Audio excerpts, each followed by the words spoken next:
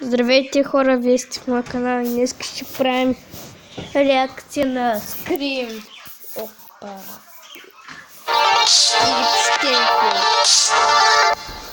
Welcome to the Kill Count, where we tally up the victims in all our favorite horror movies. I'm James A. Janice, and today we're looking at the seminal horror film Scream, released in 1996 by Freddy Krueger creator Wes Craven, who also directed the 3 Scream sequels before passing away in 2015. It's hard to overstate the impact Scream had on the horror genre. It reignited slasher flicks, spawning a whole host of late 90s imitators, and set the tone for the genre for the better part of a decade. After Scream, horror would take on a certain feel. It'd be funny, hip, and most importantly, self-aware. What's your favorite scary movie? With that line and the countless references that followed, Кой ми е любимия страшен филм? Нека се замисля.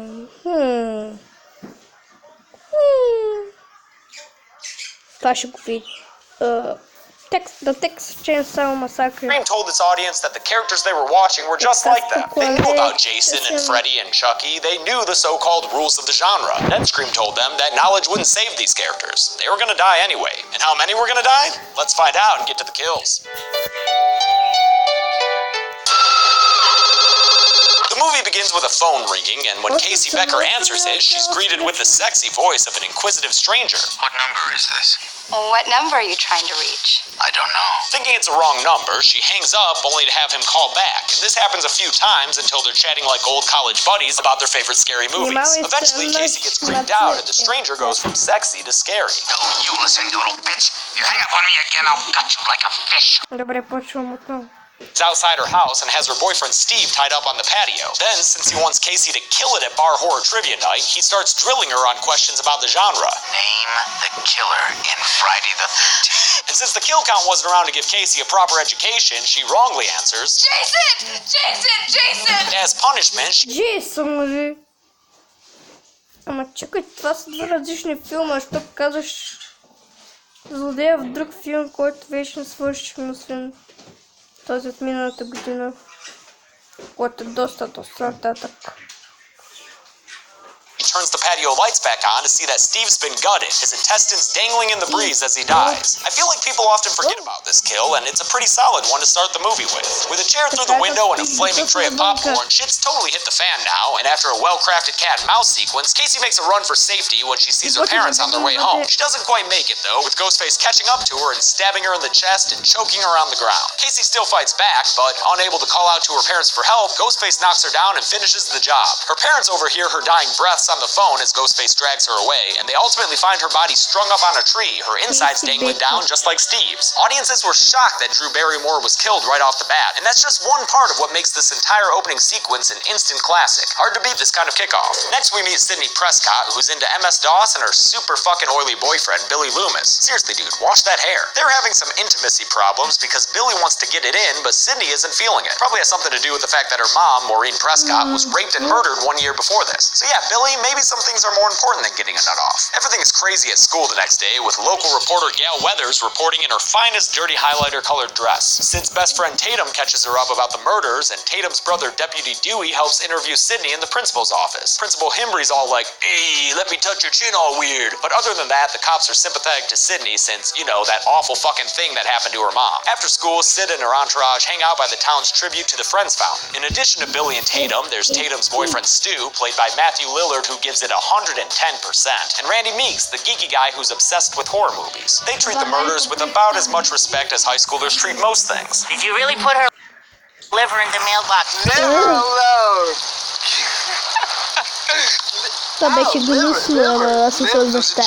Sydney goes home and takes a little couch nap until she's awoken by a phone call with our sexy voice stranger. Scary night, isn't it?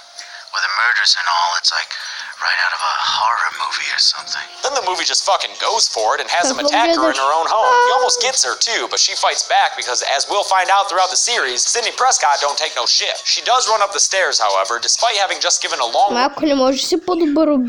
criticism of that trope in horror movies. What's the point? They're all the same. Some stupid killer stalking some big-breasted girl who can't act, who's always running up the stairs when she should be going out the front door. It's insulting. See how self-aware this movie is? Meta! She locks him out of her room and hits up 911 run on her computer, which I guarantee not a single damn person did in 1996, before Ghostface suddenly disappears. He does that a lot. Billy shows up at her window with some excellent suspicious timing and then drops a cell phone. Since this was before we ever had a term like smartphone addiction, Sydney is frightened and confused by Billy's technology, and he gets arrested under suspicion of being a witch. I mean murderer. Gail Weathers shows up a bit too late for any action, and we find out she is not a very nice lady. I know that you're about 50 pounds overweight, but when I say hurry, please interpret that as move your fat tub of lard ass now! The sheriff interrogates Billy and his werewolf-looking dad, and the whole thing becomes a media circus, causing a confrontation between Gal and Sydney, during which Sid brings up the book Gal's been writing about her mom's murder. I'll send you a copy. Sydney goes home with Tatum for safety, but gets another call from Ghostface, leading her to conclude that Billy is in fact an innocent, sweet little boy. The next day, Sid and Tatum go to school, with Tatum wearing an outfit that just, is that allowed in high school? Sid talks to Gal again, this time without punching her in the face, and in a series of uncomfortably close shots, Gal tells Sydney that Cotton Weary, the guy currently in jail for Maureen Prescott's murder, is an innocent man. Sid's left uncertain, but Gal vows to exonerate Cotton. If I'm right about this, I could save a man's life. Maybe Gal isn't so bad after all. Do you know what that could do for my books? Paciência.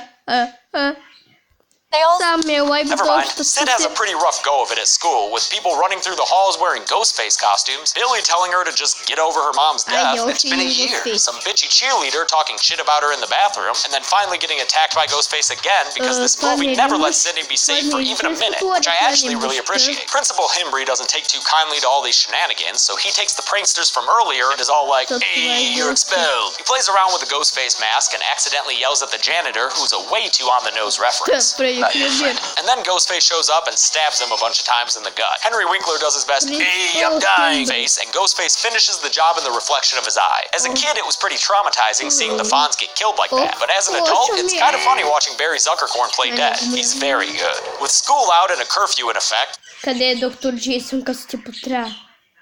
Stu plans to have a party, because the best thing to do with a serial killer in Това там под коба ли трябва да бъде закачено на дървото? Или просто така е дупката? town is to get a bunch of high schoolers drunk. He chats with Randy at the video store, telling him that he suspects Sydney's dad is behind all the kills, while Randy freaks out about how the killer could be anyone. Everybody's a suspect! Okay, dude, not so loud, alright? Randy's money is on Billy, though, who pops up and grabs him by the shirt. He and Stu get all up in Randy's grill, touching his face and being weird and acting exactly like to act. Night comes and everyone heads to Stu's party at his giant fucking farm mansion. It's so bumpin' that even Gal and Dewey are there, making eyes at each other so effectively that Courtney Cox and David Arquette ended up married in real life after meeting on this film. In movie, it turns out she's using him, though, to get inside the party and plant a camera in the living room. Yeah, Gal, maybe it's not the best idea to be in possession of hidden camera footage at a drunken high school party. Stu, who's wearing this pimp-looking party hosting robe, tells Tatum to go get him a beer. On her way back inside, the door is locked, and when she goes to use the garage door, Ghostface shows up. She treats his presence pretty casually, until he slices her arm with his knife. Then we get to see Ghostface do his hilarious pratfalls. First when she hits him with the fridge door, and then while she's throwing beer bottles at him. I suspect that this alone inspired Scary Movie. Look at that robe waving frantically around, and tell me that's not hilarious. With the door blocked, Tatum tries to escape through the doggy flap in the garage door, but Ghostface starts up the surprisingly powerful garage door motor. Tatum, who's apparently stuck in the door because of boobs, is lifted all the way up to the ceiling and crushed to death. This may be the single most memorable kill from this movie, and it's certainly the most creative one, unlikely as it may be. Ghostface caps off the scene with a subtle moment of humor as he sneaks back into the party. As the party dies down and a bunch of people leave, Billy shows up, much to the dismay of Randy, who's crushing hard on Sydney. There goes my chance with Sid. As if. That's all I'm saying.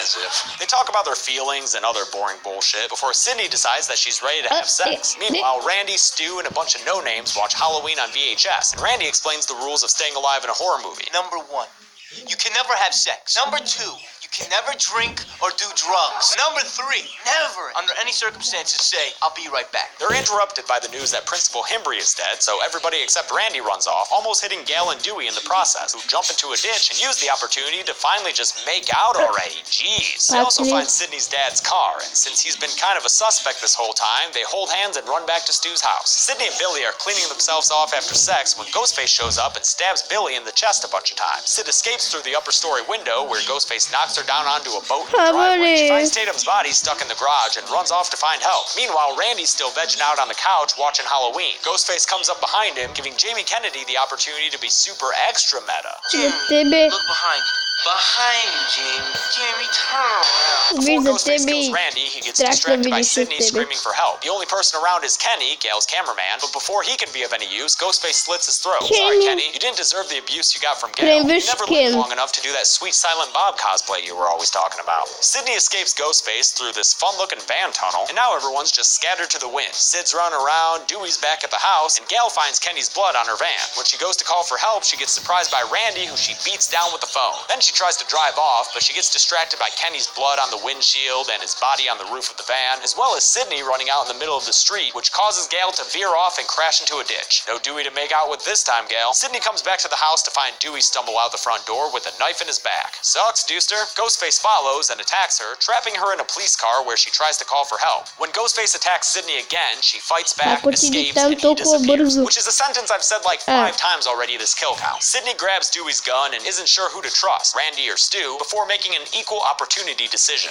Fuck you both! She locks them both out of the house, and then she sees that Billy is still alive. Cool, just don't injure yourself any further, Billy. Oh, okay, yeah, just, alright.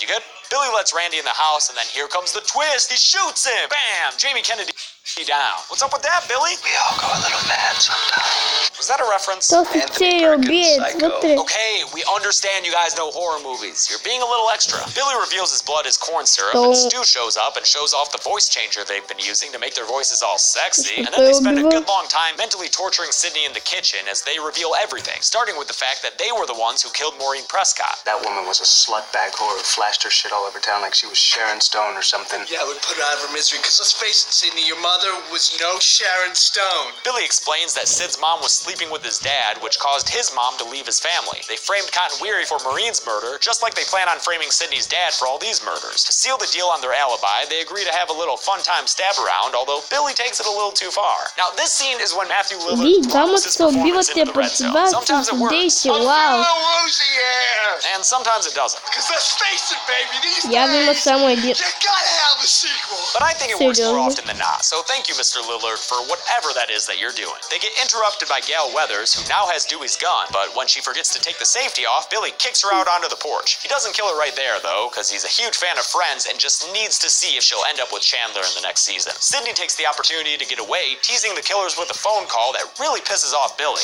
Fucking hit me with the phone, Dick! See? That time it worked. One more. My mom and dad are gonna be so mad. Yeah! She pops out of the closet and beats Billy down with an umbrella What? before Stu charges at her and they have a little wrestling match. She Тримали eventually станах subdues him with a увечья? base to the head and kills him by dropping a TV on his face. It's funny how this Ё-мачо. kill wouldn't really work nowadays with all our light-ass LED TVs. See? Technology makes us safer. Randy comes to just in time to get punched in the face by Billy, who tackles Sydney and raises his knife to stab her before getting shot by Gail, станах who really, отсюда Billy, you убить, probably should have сука. killed out there on the porch. Randy tells them about the classic horror movie ending trope. Careful. This is the moment when the supposedly dead killer comes back to life for one last scare. And Billy's finally killed with a gunshot to the head by Sydney, giving us our Billy seventh and final kill of the Loomis. movie. You'd think there would have been more, but most of the time, Ghostface was just attacking Sydney and letting her get away. Also, all the fake-out deaths don't help the body count, such as Dewey, who's revealed to still be alive and on a stretcher at the end of the movie, which closes Серьезно, with a report реклама from ли? Gail Weathers and a crane shot of that awesome house. And just like that, the horror genre changed forever. Let's do the numbers. 7 people died in Scream, kinda low for a slasher, but this was more about the whodunit anyway. Of the victims, 5 were guys and only 2 were girls, a more than 2-to-1 gender imbalance. With a runtime of 111 minutes, we only had a kill on average every 15.8 minutes, but at least you got to hear a bunch of horror references during all that downtime. The golden chainsaw for coolest kill goes to Casey. I really liked Tatum and Stu's deaths, but Casey's sent me running from the TV when I was 7, and it's still one of the best starts to a horror movie ever. The dull machete for lamest kill will have to go to Principal Himbry. A couple of gut wounds and an off-screen finish just don't compare to the other kills here. Така. And that's it. Сега получила ти 2 крипа. Чао. 2 бьющих